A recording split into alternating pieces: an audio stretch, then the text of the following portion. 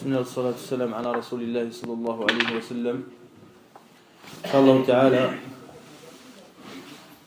continue dans le fiqh sur le kitab Manhaj Salikin du Cheikh Sa'di rahimahullah ta'ala.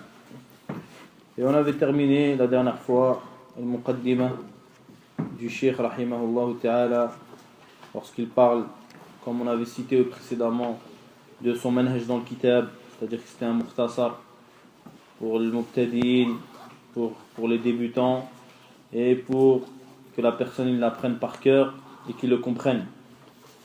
Et l'avantage dans ces kutub-là, c'est que c'est des kutub qui sont légers, c'est-à-dire il y a peu de mots mais beaucoup de sens.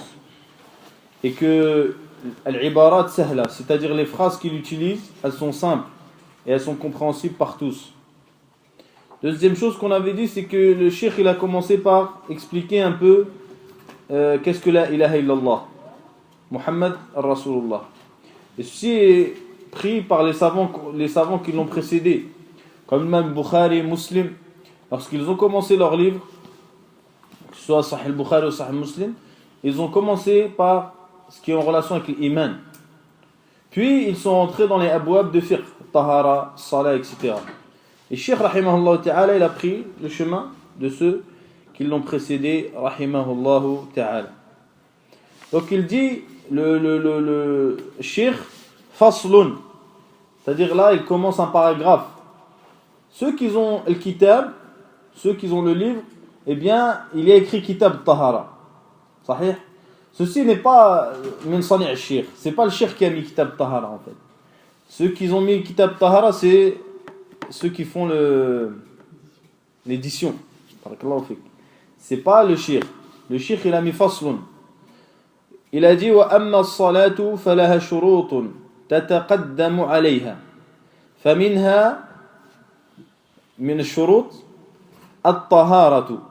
Kama qala an-nabiy sallallahu alayhi wa sallam la yaqbalu Allah salata bighayri tahur. Muttafaqun alayh. Donc il dit, le Cheikh rahimahullah ta'ala, on va revenir sur Kitab Tahara, puisque dans tous les livres de fiqh, ça commence par Kitab Tahara, on va expliquer rapidement. Il dit, première partie, Amma Salah, en ce qui concerne la prière, vous voyez que le Cheikh rahimahullah ta'ala, il commence par expliquer la prière. Pourquoi ? Parce qu'on a expliqué qu'il a expliqué dans l'introduction, La ilaha illallah Muhammad Rasulullah. Le deuxième pilier, c'est quoi ? C'est la prière. Vous comprenez ? Donc, il commence par la prière, il dit Falaha shurutun tataqaddamu alayha. Et il dit cette prière, nous ne pouvons pas, c'est comme s'il voulait dire, nous n'allons pas expliquer la prière maintenant, car elle a des conditions qui la précèdent. Faminha at-taharatu. Parmi les conditions qui précèdent la prière, c'est at-tahara, la purification rituelle. Pourquoi al-fuqaha en général et Cheikh rahimahullah en particulier, ils commencent leur livre de fiqh par kitab al-tahara, alors que le premier pilier après shahadatain c'est la prière. C'est une question qui soulève ça. Parmi les réponses qu'ils ont données les ulama en général, c'est que premièrement at-tahara c'est une condition, une des plus importantes conditions pour la prière. Quelqu'un va dire, oui, mais il y a d'autres conditions. Pourquoi il cite la tahara en particulier ? Deuxième réponse alors, c'est que tahara, c'est une condition où il y a le plus de masail et de tafasil. C'est une chose, c'est une adoration où il y a le plus de masail, de points, et où il y a le plus d'explications à avoir. C'est pour cela qu'il commence par kitab al-tahara. Troisième chose, c'est que التخلية قبل التحلية, c'est-à-dire التخلية قبل التحلية, c'est-à-dire que tu enlèves avant de mettre. Donc il faut d'abord se purifier avant de faire la prière. Vous comprenez ? Il faut التخلية avant التحلية, donc il faut d'abord se purifier, avoir la purification pour pouvoir prier. Quatrième chose que citent les savants, c'est une isharatun ila tathhir النية والقلب عند بداية طلب العلم. C'est-à-dire, c'est comme s'il dit en même temps qu'il va parler de ce qui est en rapport avec les ablutions, etc. Eh bien, il te fait un rappel que la personne, lorsqu'elle va commencer le kitab qui est long, ça c'est le début, eh bien, il faut qu'il purifie son intention. Qu'il apprenne la science uniquement pour se rapprocher d'Allah Azza wa Jal, pour se soumettre aux ordres d'Allah subhanahu wa ta'ala, et non pas pour dire qu'il a appris ou pour X raisons, mais il apprend uniquement pour se rapprocher d'Allah subhanahu wa ta'ala. Donc il faut savoir, mes très chers frères, que tahara, c'est-à-dire la purification, dans la langue arabe, c'est al-nadhafatu wal-nazahatu min al-aqdar. C'est-à-dire, c'est le fait de se purifier de toutes les saletés. Dans la langue, ça veut dire ça. At-tahara veut dire le fait de se purifier de tout ce qui est impureté ou saleté, en général. Et il faut que vous sachiez aussi que les définitions linguistiques et les définitions religieuses ont généralement des points communs, mais que la définition religieuse est toujours plus particulière que la définition linguistique. Ou dit plutôt, la définition linguistique est plus générale que la définition religieuse. Ou, des fois, la définition religieuse et linguistique sont les mêmes, sauf que la définition religieuse ramène des qouyoud, en fait, des précisions, des choses qu'il faut. Donc, al-tahara fi shara', c'est-à-dire dans la législation islamique, elle est de deux catégories. La purification fi shara', c'est-à-dire dans la législation islamique, elle est de deux catégories. Taharatun ma'nawiyya wa taharatun hissiyya. C'est-à-dire une purification morale, on va dire. Ils disent comme ça en français, ma'nawiyya. Wa taharatun hissiyya, c'est-à-dire une purification palpable, qui est du corps. Amma taharatu al-ma'nawiyya, la purification morale, c'est le fait de purifier son cœur de toutes les maladies. Tathhirul qalb min al-kufri wal-shirki wal-hasad wal-ghay wal-bughd lil muslimin taban. Et de toutes ces choses-là, de purifier son cœur de ces maladies. Des maladies en général. Et c'est pour ça qu'Allah Azza wa Jal ashara ila hadihi at-tahara lorsqu'il dit subhanahu wa ta'ala innamal mushrikuna najas. Allah dit dans le Coran, certes, les associateurs sont impurs. Certes, les associateurs sont impurs. C'est-à-dire, de quelle impureté parle-t-il, subhanahu wa ta'ala? Il parle de l'impureté de l'association qui est dans leur cœur et dans leur pratique. Il ne parle pas de leur corps qui est impur ou de leur physique qui est impur. Non, il parle de leur cœur qui est un cœur de mushrik et de leurs actions qui sont du shirk. Ensuite, on verra la divergence qu'il y a entre les savants. Et il est rapporté Sahihain d'après Abu Huraira que le prophète sallallahu alayhi wa sallam a dit, lorsque Abu Huraira était en état d'impureté en janaba, il a vu le prophète sallallahu alayhi wa sallam, il s'est caché pour pas voir le prophète sallallahu alayhi wa sallam. Et le prophète il l'a vu. Alors le prophète lui a dit lorsqu'il l'a revu, pourquoi t'es-tu caché à Bahir?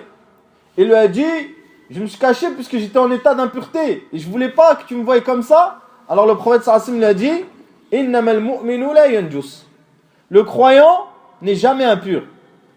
Dans quel sens? Est-ce que c'est dans le sens qu'il est jamais impur, c'est-à-dire qu'il prie tout le temps sans faire les ablutions? Non. C'est-à-dire que son cœur est pur d'association et de mécréance. Et c'est pour ça que la mécréance majeure, c'est pas un cours de tawhid, mais c'est toujours fait, il y a toujours des intérêts. La mécréance majeure et tawhid et l'iman, ils ne se réunissent pas dans le cœur d'une personne. Comme l'association majeure ne se réunit pas dans le cœur d'un croyant, avec la foi, s'il y a l'association majeure ou la mécréance majeure, eh bien, l'islam, il part. Et s'il y a l'islam, eh bien, l'association majeure et la mécréance majeure partent. Il ne peut pas y avoir les deux. Contrairement à la mécréance mineure et l'association mineure. Elles peuvent être dans le même cœur, dans le cœur de la même personne. C'est-à-dire qu'un croyant peut faire une association mineure, comme par exemple de jurer par autre qu'Allah, sans bien sûr qu'il pense ou qu'il croit que cette personne ou cette chose par laquelle il jure est égale à Allah. فإذا صاحب الحلف الاعتقاد كفر بالله. C'est un mushrik aussi. Mais s'il le fait qu'avec sa bouche, alors à ce moment-là, il a fait une association mineure. Il reste toujours musulman. C'est un musulman. Mais il a diminué dans son unicité. Donc, innama al-mu'minu la yanjus. Le prophète sallallahu m'a dit à Abu Huraira, sache que le croyant, il ne devient pas impur. Dans le sens où son cœur est pur par le tawhid et par la foi en Allah subhanahu wa ta'ala. Donc j'ai dit qu'il y avait une divergence entre les savants sur le fait de dire est-ce que le kafir, c'est-à-dire le mécréant, ou le mushrik, l'associateur, est impur, c'est-à-dire son corps est impur. Dans le sens où, si par exemple tu serres la main à un kafir et qu'il y a mathalan ar-rutuba fi yadi, c'est-à-dire qu'il a de la sueur ou quoi, ou tu joues au foot avec un kafir et sa sueur est sur tes vêtements, est-ce que tes vêtements sont impurs? C'est ça que ça veut dire en fait. Vous comprenez? Donc, est-ce que le kafir est impur bi'aynihi am la? فوقع الخلاف بين العلماء. Les savants, ils ont divergé sur cette question-là. Et la majorité des savants, ils ont dit que le kafir n'était pas impur. Mais il était impur dans son cœur, pas dans son corps.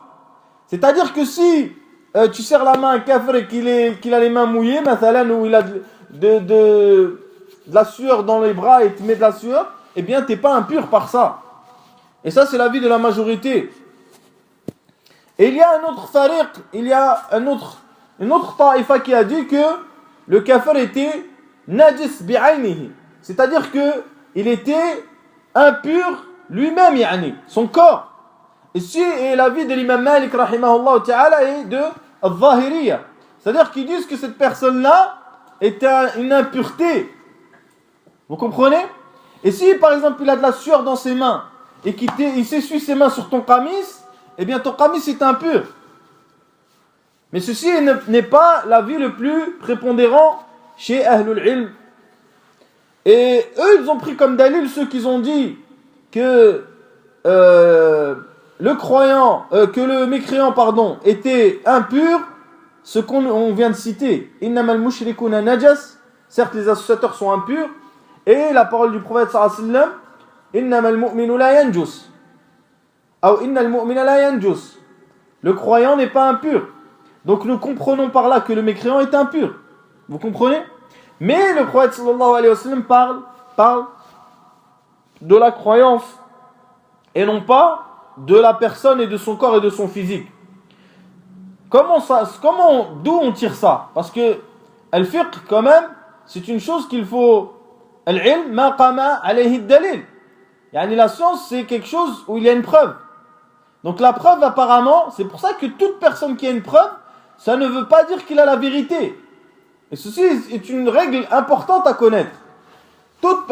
Les gens aujourd'hui disent, ouais, j'ai un hadith. Mais est-ce que tu as bien compris le hadith? Est-ce que tu as bien compris la parole d'Allah Azza wa Jal? C'est-à-dire, man yamliku dalilan, la yamliku sawaban. Bittalazum. Ce n'est pas nécessairement vrai que la personne qui a une preuve est dans la vérité automatiquement. Il se peut que cette personne a une preuve, mais qu'il a compris la preuve à l'envers, ou qu'il ne l'ait pas compris du tout. Donc les savants, ils ont répondu aux dalils qui ont été cités, ils ont dit, la première chose, c'est que Allah Azza wa Jal a autorisé le fait de se marier avec des gens du livre. Et des gens du livre, il y a tifaq, bayn al-muslimin. J'ai dit bayn al-muslimin, que c'est des kuffars. Et que celui qui dit que ce n'est pas des kuffars, c'est un kafir. Et ceci, bittifaq, bi-ijma'. Il n'y a pas de khilaf. Donc, qu'est-ce que c'est? Allah Azza wa Jalla a autorisé le fait de se marier avec des juifs et des chrétiens. Donc, si elle est impure, comment on fait? Comment elle va faire la personne qui va se marier avec une juive ou avec une chrétienne alors qu'elle est impure? Deuxième chose, c'est qu'il est rapporté aussi dans des recueils authentiques que le prophète sallallahu alayhi wa sallam a mangé chez des juifs et des chrétiens.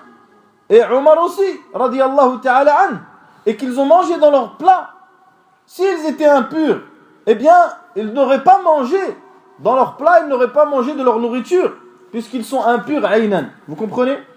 Donc c'est pour cela que on sait que Al-Kafir, il n'est pas impur dans son corps, mais il est impur dans son cœur.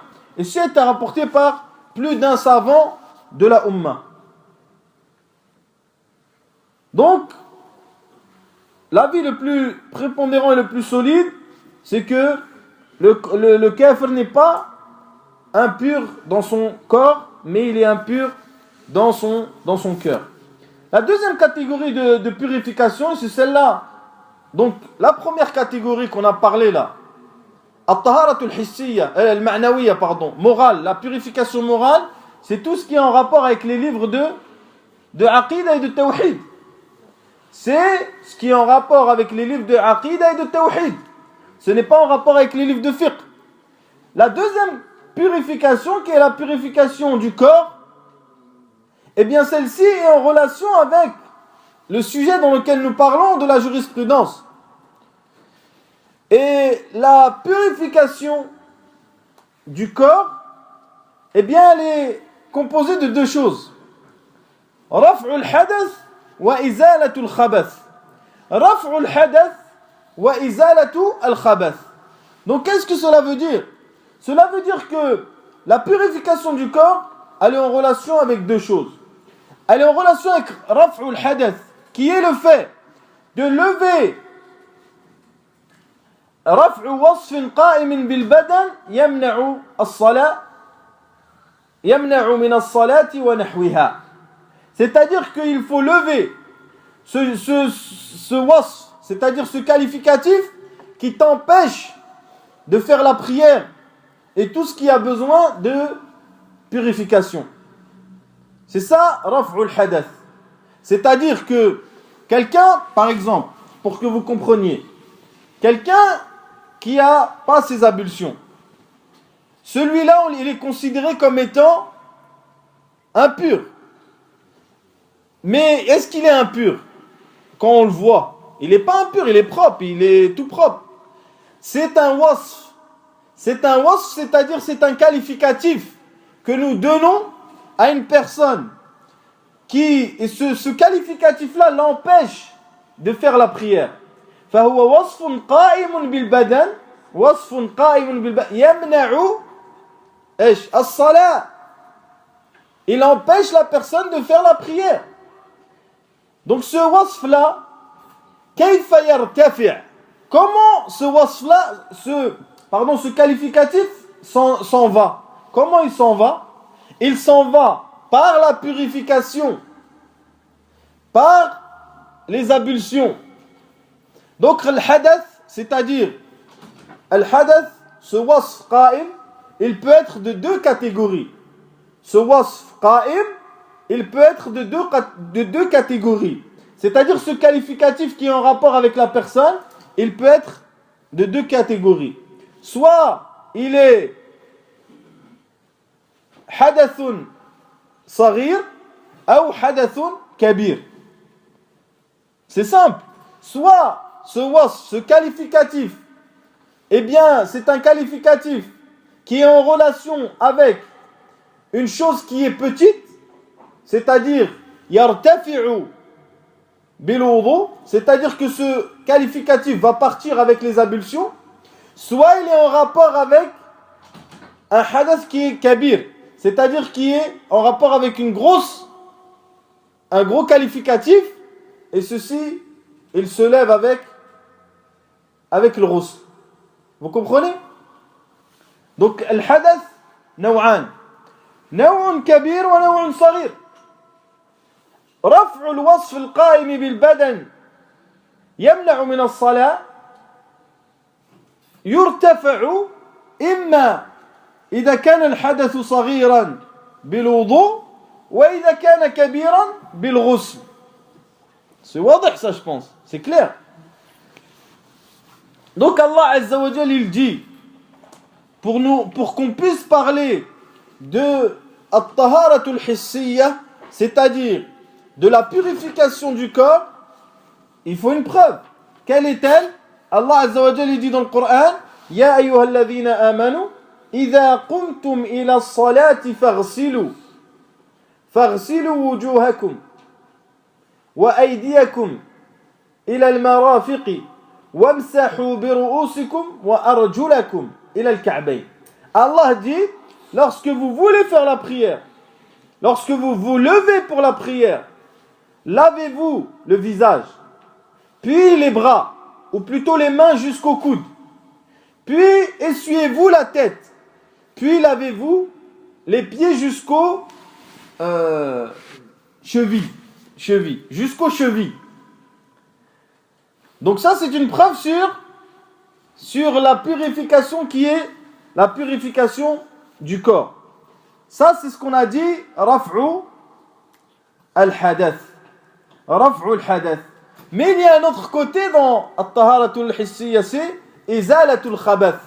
Le fait d'enlever, de purifier le vêtement, de quoi? De purifier le vêtement de l'impureté. Ou de purifier le corps de l'impureté. Ou de purifier l'endroit. Ahsant. Ou de purifier le makan. C'est-à-dire qu'il y a trois choses à purifier: le corps, le vêtement et l'endroit. Et ces trois choses-là, ils sont en rapport avec izalatul khabath, c'est-à-dire le fait de purifier ou d'enlever, l'impureté, d'enlever l'impureté. Donc izalatul khabath, il y a plusieurs dalils. Il y a un dalil pour chaque chose. Amma al-buq'a, c'est-à-dire l'endroit ou le makan, le dalil du makan ou de l'buq'a ou de l'endroit, c'est le hadith qui est fi sahihayn, qui est rapporté par Ibn Abbas, hadith al-a'rabi, le hadith du bédouin qui est rentré dans la mosquée du prophète sallallahu alayhi wa sallam et qui est parti dans un coin de la mosquée et qui a uriné. Alors les compagnons, ils ont voulu le friter. Ils ont voulu le friter. Et le prophète sallallahu alayhi wa sallam les a empêchés. Ensuite, le prophète sallallahu alayhi wa sallam a dit: laissez-le jusqu'à ce qu'il termine. Lorsqu'il a terminé, le prophète sallallahu alayhi wa sallam a dit aux compagnons: allez verser de l'eau sur son urine. Yani purifier quoi? L'endroit. C'est-à-dire que le prophète sallallahu alayhi wa sallam a ordonné aux compagnons de purifier l'endroit. Et il lui a appris, il lui a dit: écoute, les mosquées ne sont pas faites pour ça. Elles sont faites pour invoquer Allah, faire la prière, etc. Alors quand tu veux faire ça, il ne faut pas faire ça dans la mosquée. Et la qissa, je pense, est connue par tous les frères. Donc, qu'est-ce qui s'est passé dans ce hadith? Eh bien, le prophète sallallahu alayhi wa sallam a ordonné aux compagnons de purifier l'endroit dans lequel avait uriné le bédouin. Ça, c'est ce qui concerne quoi? Al-buq'a, al-makan, l'endroit où la personne, elle va prier. Deuxième chose, il y a le vêtement. Et le vêtement, quelle est la preuve du vêtement? Eh bien, la preuve du vêtement, c'est le hadith qui est rapporté dans Sunan Abi Daoud, qui est rapporté par Abi Sa'id al-Khudri. C'est le hadith où le prophète sallallahu alayhi wa sallam faisait la prière un jour. Le hadith rapporté par Abu Daoud dans Sunan Abi Daoud d'après Abi Sa'id al-Khudri. C'est important de citer les endroits où il y a les hadiths pour que les frères ils essayent de les apprendre. Donc, ce hadith-là, le prophète sallallahu alayhi wa sallam était en train de faire la prière. Il était l'imam. À un certain moment, le prophète sallallahu alayhi wa sallam a enlevé ses claquettes. Il a enlevé ses claquettes qu'il avait aux pieds. Les compagnons, comme c'était des gens du suivi, ils obéissaient au prophète sallallahu alayhi wa sallam dans tout ce qu'il faisait. Qu'est-ce qu'ils ont fait? Ils ont enlevé leurs claquettes pendant la prière. Et c'est pour ça que l'asl fi salat, c'est de prier dans les claquettes. Normalement, quand tu pries, les gens ils disent pourquoi quand on prie dehors par exemple et on garde nos chaussures, les gens ils disent pourquoi tu pries avec les chaussures? C'est ça la sunna. La sunna quand tu es dans un endroit où tu peux garder tes chaussures, c'est de prier avec tes chaussures. Ce n'est pas de les enlever. Donc le prophète sallallahu alayhi wa sallam a fait sa prière avec ses chaussures et les compagnons derrière lui, il les a enlevés, le prophète alayhi wa sallam. Puis les compagnons derrière lui ont enlevé leurs chaussures, leurs claquettes. Par le suivi, puisqu'ils étaient attachés à la sunna, ils ont dit ça c'est une ibada, c'est le wahi. Alors lorsque la prière s'est terminée, le prophète sallallahu alayhi wa sallam s'est tourné vers les compagnons, leur a dit pourquoi vous avez enlevé vos claquettes?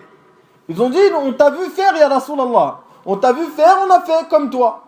Alors le prophète sallallahu alayhi wa sallam a dit moi, Jibril est venu m'informer qu'il y avait de l'impureté sur mes claquettes. Donc il les a enlevées. Vous comprenez? Donc le prophète sallallahu alayhi wa sallam a enlevé ses claquettes pendant la prière, car il y avait de l'impureté sur ses claquettes. Vous comprenez?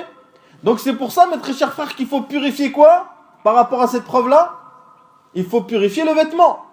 Donc la personne qui a une impureté sur son vêtement, et qui sait que son vêtement est impur, et qu'il prie avec son vêtement, on va le voir plus tard, eh bien sa prière est nulle.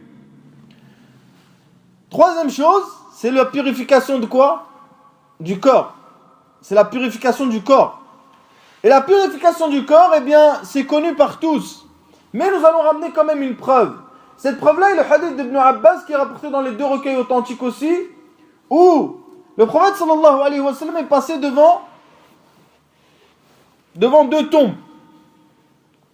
Marra Nabi sallallahu alayhi wa sallam ala qabrayn. Il est passé devant deux tombes.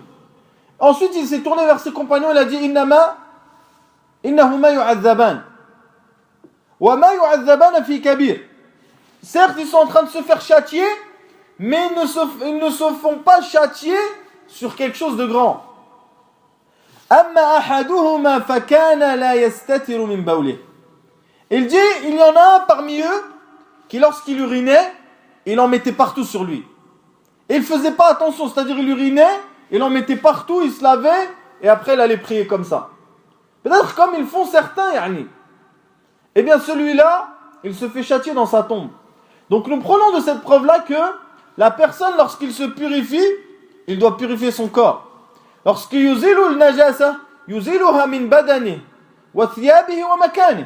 C'est-à-dire qu'il enlève l'impureté de son corps, de son habit et de l'endroit sur lequel il prie. Donc il a dit, Cheikh rahimahullah, Cheikh Sa'di, wa amma as-salatu falaha shurutun tataqaddamu alayha. Ash-shart, c'est-à-dire la condition, c'est une chose qui précède l'action. Donc il faut maintenant qu'on différencie entre la condition et le pilier. Le pilier, les deux, s'ils ne sont pas là, eh bien l'action elle est caduque.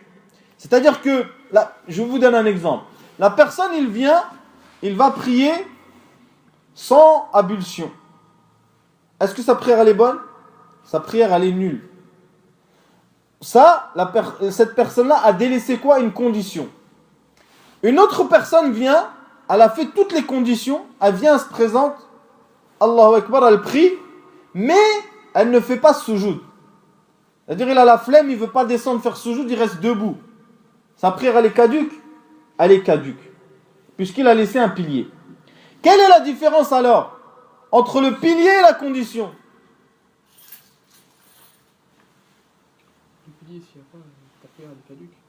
Les deux, c'est pas ça. Je viens de dire que les deux, s'il n'y a pas, la prière elle est caduque. Quelle est la différence entre les deux? Avant et pendant, c'est ça? Hassan, c'est bien. C'est que la condition, elle précède l'action.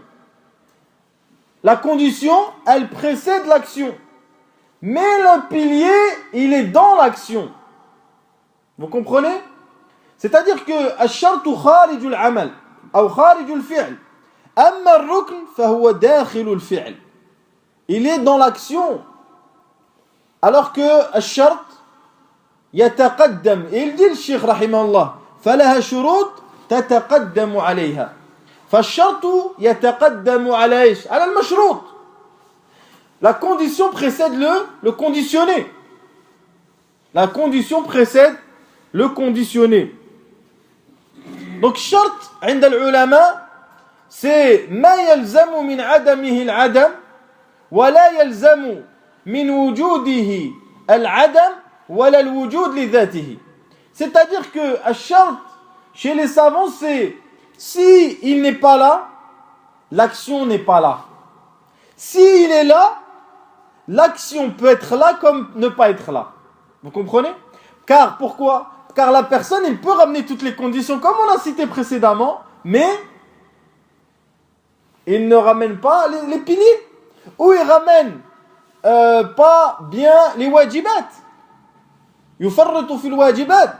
Et celui qui délaisse les obligations dans la prière, il faut différencier entre les obligations et les piliers. Eh bien les obligations, celui qui les délaisse amdan, c'est-à-dire par consentement, eh bien sa prière est nulle aussi. Donc c'est pour ça, mes très chers frères, que le fait de faire toutes les conditions n'implique pas automatiquement que l'action est bonne et que l'action sera là. Donc mes très chers frères, il y a le consensus chez tous les savants que la purification qu'on a citée rituelle est une condition dans l'authenticité de la prière. Et ce consensus a été rapporté par l'imam Nawawi rahimahullah ta'ala. Et il y a un deuxième consensus. Vous avez vu, on cite deux consensus qui ont été cités par l'imam Nawawi rahimahullah. Le premier, c'est que la prière ne peut être bonne qu'avec les conditions, avec la purification, avec la purification. Le deuxième consensus qu'il a cité rahimahullah, c'est que la prière est interdite pour celui qui n'a pas les ablutions. Elle est haram. Vous comprenez? C'est-à-dire que la personne qui n'a pas les ablutions, il est interdit pour lui de prier. Bien sûr, nous parlons dans le cas général. Nous reviendrons sur les cas pas généraux, les cas particuliers. Dans le cas où personne il faqada at-taharatayn. Par exemple, une personne, il est emprisonné. Il a ni de l'eau, il a ni de al-badal qui est at-tayammum de la terre pour faire les ablutions. Qu'est-ce qu'il fait? Il a rien lui.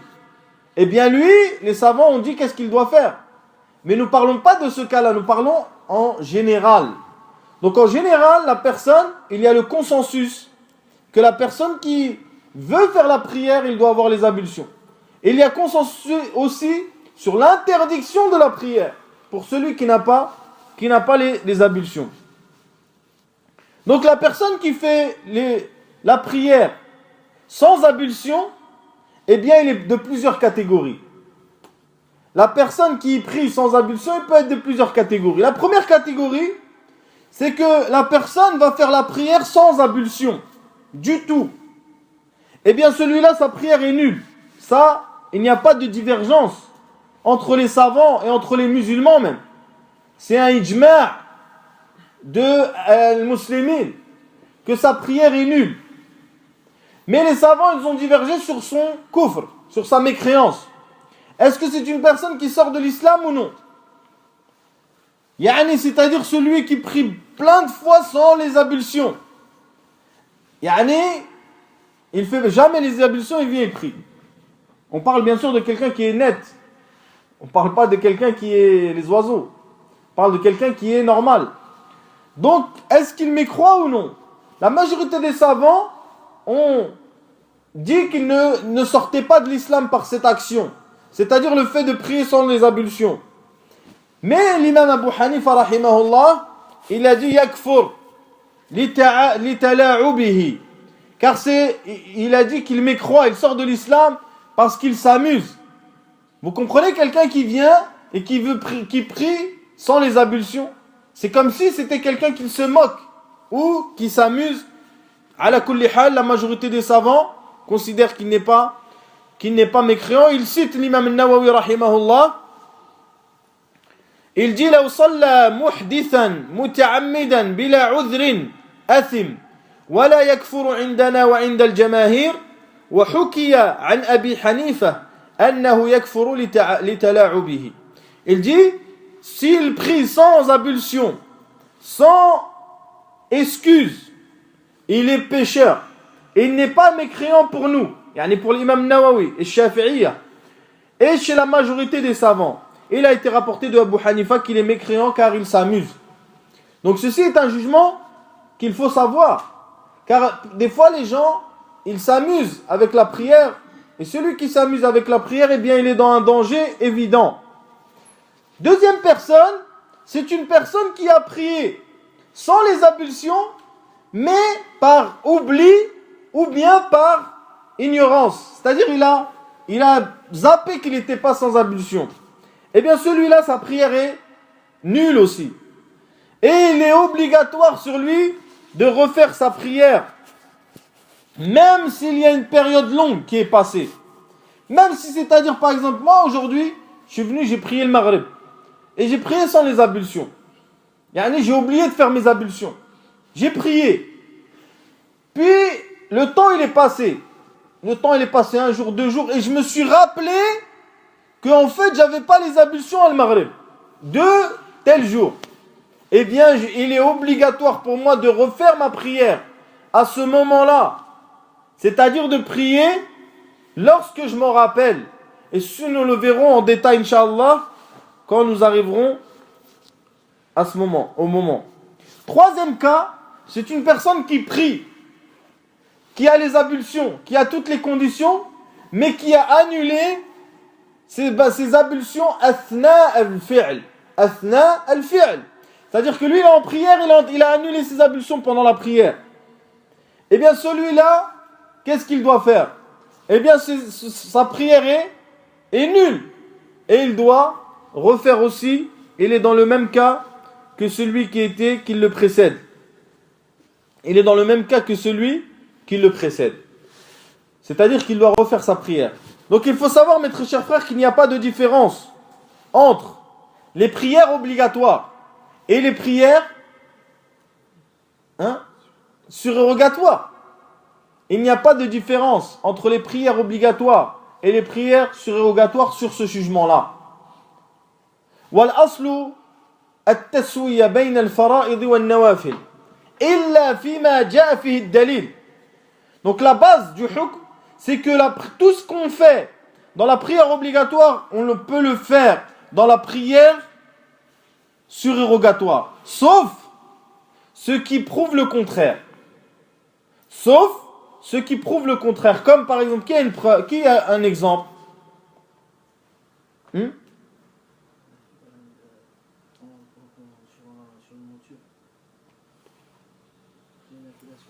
Non. Par exemple, le fait de prier assis. Tu as le droit de prier assis nawafil, mutlaqan. C'est-à-dire que tu viens et tu pries assis nawafil. Mais est-ce que tu as le droit de prier assis le fara'id? Yani, on parle de la personne qui est en bonne santé, etc. On ne parle pas des cas particuliers. Eh bien, tu n'as pas le droit. Alors, le prophète sallallahu alayhi wa sallam, il a dit qu'on n'avait pas le droit de prier assis, plutôt qu'on avait le droit de prier assis, sauf al-maktouba, sauf les prières qui sont obligatoires. Donc la personne, et moi je m'étonne, subhanallah, des fois je vois des gens, ils font les prières obligatoires assis, et ils font les prières surrogatoires debout. Ajib ya, il fait l'axe du din, lui. C'est-à-dire tu fais les obligatoires assis, tu t'assois dans la prière obligatoire, et tu fais les prières surrogatoires debout, sans t'asseoir. Donc c'est le contraire normalement, et la personne qui peut faire la prière obligatoire debout, il ne doit pas la faire assis. Il ne doit pas la faire assis. Donc la base, c'est que il n'y a pas de différence entre la prière qui est obligatoire et surrogatoire, sauf s'il y a une preuve qui différencie entre les deux. Sauf s'il y a une preuve qui différencie entre les deux. Il y a un khilaf entre les savants sur la prière de l'janaza. Est-ce que on doit faire les ablutions pour la prière de l'janaza? Ça, on le verra aussi, Inch'Allah ta'ala, quand on arrivera dans cette porte. As-sahih, c'est que salat al-janaza, c'est une prière, comme les autres prières. Et qu'il est obligatoire de faire les ablutions pour cette prière. Donc il dit l'imam Sa'di rahimahullah ta'ala فمنها الطهارة comme on a dit كما قال النبي صلى الله عليه وسلم لا يقبل الله صلاة بغير طهور متفق عليه. Puis il dit فمن لم يتطهر من الحدث الأكبر والأصغر والنجاسة فلا صلاة له. Il dit, regardez ce qu'on vient de dire, il le dit le cheikh en une phrase. Nous on a pris une demi-heure, mais lui il l'a dit dans une phrase. Il dit, et celui qui ne se purifie pas de l'hadath, c'est-à-dire de ce qui annule les ablutions grandes ou petites, ou qu'il ne purifie pas, c'est-à-dire l'endroit, le vêtement et la personne, eh bien il n'a pas de prière. Eh bien, il n'a pas de prière. Taïb.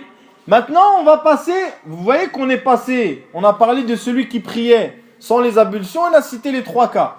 Dans les 3 cas, la personne, il annule sa prière et il doit la refaire. Taïb. Maintenant, on a vu que at-tahara, c'est-à-dire la purification, était de 2 catégories. Soit raf'ul hadath ou izalatul khabath. Mais on va donner les cas des personnes qui font la prière avec quoi? Avec une impureté. Avec une impureté. Donc, il y a plusieurs cas aussi. Le premier cas, c'est quelqu'un qui a une impureté, par exemple sur son vêtement, ou sur son endroit, ou sur son corps, et qui va faire la prière en toute conscience, yani. Il sait qu'il a une impureté, mais il prie. Eh bien, lui, sa prière est annulée. Sa prière est nulle. Il est obligé. Qu'est-ce qu'il doit faire? Il doit enlever l'impureté qu'il a sur le corps, ou sur le vêtement, ou sur l'endroit, et il doit refaire sa prière. Il doit refaire sa prière. En ce qui concerne celui qui est ignorant ou qui a oublié qu'il avait une impureté sur lui, eh bien celui-là, il ne doit pas, il y a une divergence, mais l'avis le plus prépondérant et le plus solide, c'est qu'il ne doit pas refaire sa prière et que sa prière est bonne. Vous comprenez? S'il avait une saleté sur lui, et qu'il a pris, il a oublié ou il l'a ignoré et il a prié, eh bien sa prière est bonne. Il ne doit pas la refaire. Et ceci est l'avis de Cheikh l'Islam Ibn Taymiyyah rahimahullah ta'ala. Mais que vaut l'avis d'un cheikh s'il n'y a pas de preuve? Eh bien la preuve, c'est la preuve que nous avons citée précédemment. Le hadith qui est rapporté par Abi Daoud, où le prophète sallallahu alayhi wa sallam, qu'est-ce qu'il a fait quand il avait l'impureté sur ses chaussures? Hein? Il a enlevé les chaussures. Mais est-ce qu'on lui a ordonné de refaire la prière? De recommencer du début? Non. Tout ce qu'il avait fait alors qu'il avait ses claquettes qui étaient impures, eh bien il ne l'a pas recommencé. Eh bien ceci est une preuve évidente que celui qui a une impureté, qui l'a ignorée ou qui l'a oublié, eh bien que sa prière est bonne. Si il ne s'en est pas rendu compte que après salam. Dans le cas où il s'en rend compte avant le salam, et ceci est un cas aussi qui est plausible, c'est-à-dire que la personne, il va commencer dans sa prière, puis il va se rendre compte que sur son qamis, il y a une impureté, ou sur son pantalon, il y a une impureté, ou bien sur sa imama, on va dire, il y a une impureté. Qu'est-ce qu'il doit faire? Eh bien, il doit enlever cette impureté. C'est-à-dire qu'il enlève son pantalon, ou bien il enlève sa imama, ou il enlève son qamis, même pendant la prière. Et il continue sa prière. Il n'arrête pas la prière. Ici, il a la capacité d'enlever cette impureté sans sortir de la prière. Vous comprenez? Donc il enlève comme a fait le prophète sallallahu alayhi wa sallam dans le hadith de Abi Daoud. Il a enlevé ses claquettes et il a continué sa prière. Alayhi as-salatu was-salam. Donc mes très chers frères, on a vu clairement maintenant, premièrement que la purification fait partie intégrante et c'est une condition essentielle dans la prière. Celui qui ne ramène pas la purification, il n'a pas de purification, il n'a pas de prière. Et on a dit que c'était de 2 catégories, soit la morale qui est en rapport avec le cœur, soit la physique qui est en rapport avec le corps, qu'on doit purifier le corps. Donc c'est aussi le fait de purifier le corps en levant ce qualificatif qui empêche de faire la prière, ou d'enlever l'impureté en elle-même, c'est-à-dire enlever l'impureté elle-même. Donc il dit, l'imam rahimahullah, l'imam Sa'di rahimahullah ta'ala, vous verrez dans le kitab que il y a écrit Babou al-Miyah. C'est ça ou c'est pas ça? Babou al-Miyah, c'est-à-dire la porte des eaux, la porte des eaux. L'imam rahimahullah ta'ala, c'est pas lui, je répète, qui a mis les titres. C'est pas lui qui a mis les titres. Lui, il a dit direct, wa taharatu naw'an. Il a dit direct, wa taharatu naw'an. Et ceci est une autre découpe. C'est une autre découpe de la purification. Taïb, nous on a vu une découpe de la purification qui est en rapport avec quoi? Qui est en rapport avec la purification elle-même. Taïb, on a dit qu'il y a une purification morale et une purification physique. Après, dans la purification physique, il y a le fait de lever ce qualificatif qui empêche de faire la prière. Et il y a le fait de purifier le vêtement. Là, il nous donne une autre découpe. Mais cette découpe-là, elle est en rapport avec quoi? Elle n'est plus en rapport avec l'action elle-même. Elle est en rapport avec la chose qui va être utilisée pour se purifier. C'est pour ça qu'il dit que taharatu naw'an. C'est-à-dire que tu vas te purifier avec... Tu peux te purifier avec deux choses. C'est ça que ça veut dire. Imma bilma ou bibadalih. Ou bien ce qui va le remplacer. Soit tu vas te purifier avec l'eau, soit tu vas te purifier avec ce qui va remplacer l'eau. Donc dans ce cas-là, nous sommes obligés d'expliquer en gros Babul Miyah, ce qui est en rapport avec l'eau. Il faut savoir que ce qui est en rapport avec l'eau, c'est que la majorité des savants considèrent qu'il y a trois sortes d'eau différentes. Il y a l'eau qui est pure, al-ma'u al-mutlaq, c'est-à-dire l'eau qui est pure. C'est l'eau pure, celle que tu bois, que tu manges, celle avec laquelle tu fais la purification. Il y a, pour ça c'est pour la majorité des savants je parle. Il y a al-ma'u al-tahir, c'est-à-dire c'est l'eau pure.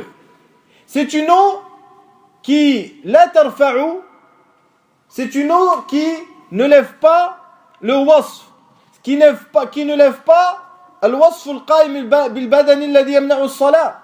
C'est une eau pure, mais c'est pas une eau que tu peux utiliser pour les ablutions.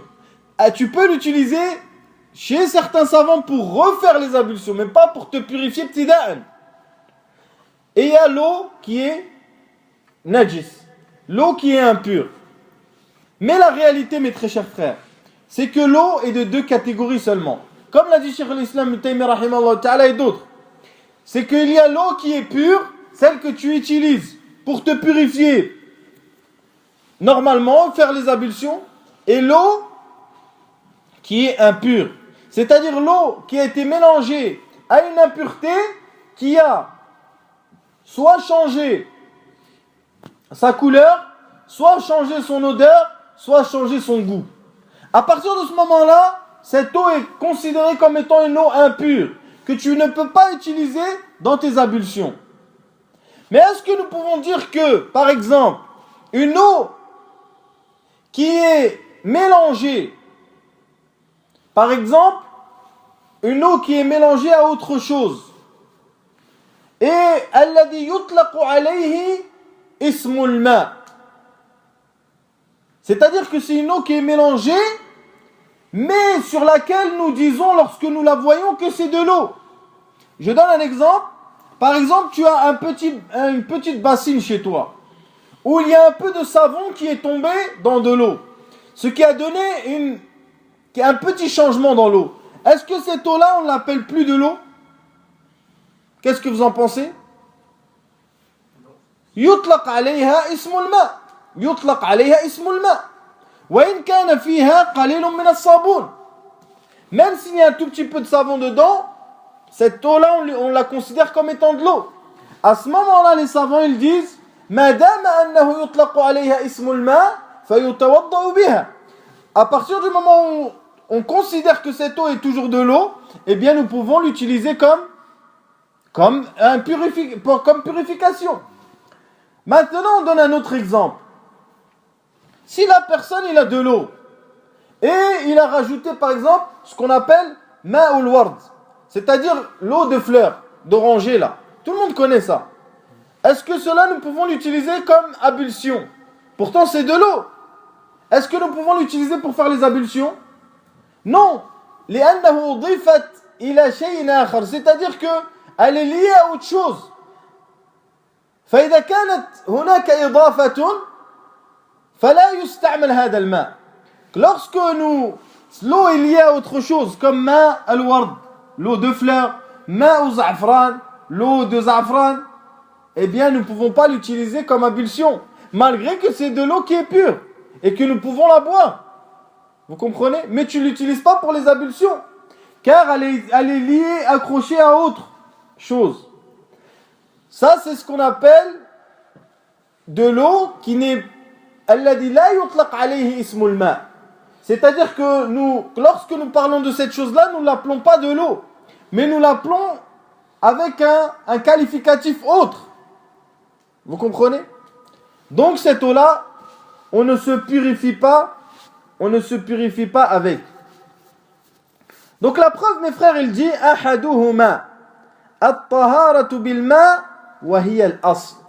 Il a dit la purification est de deux catégories. En visant par sa parole, non pas l'action, mais en visant la chose qui est utilisée pour se purifier. Donc il a dit l'eau, c'est la base. Yani c'est l'asl fil wudu. La base quand tu fais tes ablutions, c'est pas que tu utilises de la terre ou du sable, tayammum, mais c'est quoi? C'est que tu utilises de l'eau. Donc Allah Azza wa Jalla il a dit aw lamastumun nisa falam tajidu ma'an. Il a dit le long verset là sur la purification jusqu'à ce qu'il ait dit subhanahu wa ta'ala, ou que vous ayez touché les femmes et que vous ne trouviez pas d'eau.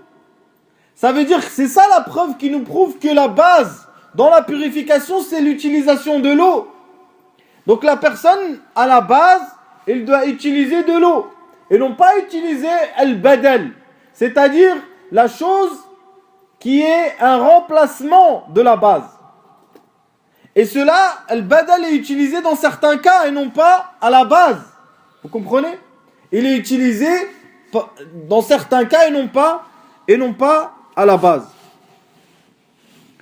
Donc il dit, Allah Azza wa Jal, comme on a dit, aw lamastum an-nisa falam tajidu ma'an fatayammamu. Falam tajidu ma'an fatayammamu. Des fois, il y a des gens, eh bien, ils font tayammum alors qu'ils peuvent faire les ablutions avec de l'eau. Et alors que le temps, il n'est pas rentré, rien du tout, et il fait tayammum et il va prier. Sa prière est nulle. Car al-aslu fi at-taharati an takuna bil ma'. La base dans la purification, c'est qu'elle soit avec de l'eau et non pas avec le badal. Et non pas avec le remplaçant. Donc le prophète sallallahu alayhi wa sallam, il a été rapporté de lui qu'il a dit, alayhi salatu wa sallam, et ceci est rapporté dans le Musnad de l'imam Ahmad et d'autres, dans le Sunan, inna al-ma'a tahur, la yunajjisuhu shay. Il a dit l'eau est pure, rien ne peut la rendre impure, l'altérer. Rien ne peut l'altérer dans sa pureté. C'est-à-dire que l'eau, l'aslu fil ma', c'est qu'elle est pure. La base dans le jugement de l'eau, c'est qu'elle est pure l'eau. Et non pas le contraire. Lorsque tu vas faire les ablutions, tu vois l'eau elle est propre, tu fais les ablutions directement. Al-aslu fiha at-tahara wa at-tahuriyya. La base dedans c'est qu'elle est pure. Tu vas pas prendre une pipette et l'emmener à l'analyse pour voir s'il n'y a pas une goutte d'urine ou quoi. Non, tu fais tes ablutions normalement car la base dans l'eau, c'est que elle est pure et que les gens peuvent l'utiliser. Il dit Ibn al-Mundhir rahimahullah ta'ala, ajma'a ahlul ilmi ala anna al-ma'a al-qalil aw al-kathir idha waqa'at fihi najasatun wa taghayyarat طعما أو لونا أو ريحا أنه ناجس ما دام كذلك. Il dit que les savants sont unanimes sur le fait que l'eau, qu'elle soit beaucoup ou peu, si elle a été altérée dans son odeur, ou dans sa couleur, ou dans son goût, eh bien qu'elle est impure. Eh bien qu'elle est impure. Je vous rappelle qu'il y a un hadith qui a été rapporté, et que ce hadith-là est considéré comme étant un hadith faible, mais que les savants l'utilisent, et que la plupart des savants l'utilisent dans leur paroles en ce qui concerne l'eau. Inch'Allah ta'ala, je pense que nous allons nous arrêter ici, car ça fait, alhamdulillah, 1 heure. Comme ça, c'est pas trop, Inch'Allah ta'ala, et on continuera dimanche, Inch'Allah, le fiqh. سبحانك اللهم وبحمدك اشهد ان لا اله الا انت استغفرك واتوب اليك واخر دعوانا الحمد لله رب العالمين